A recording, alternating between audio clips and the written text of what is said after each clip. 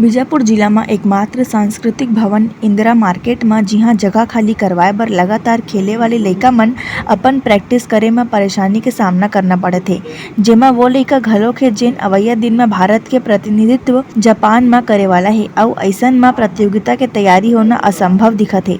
ए पूरा मामला sports academy के संचालित खेल सॉफ्ट बॉल ग्राउंड ले जुड़े है। बीजापुर जिले में हमारा एक एजुकेशन सिटी बना हुआ है, जहाँ पर हमारा खेल जो है, जितने खेल अकेडमी के खेल संचालित हो रहे हैं उनको वहाँ पर शिफ्ट करने का प्लान है।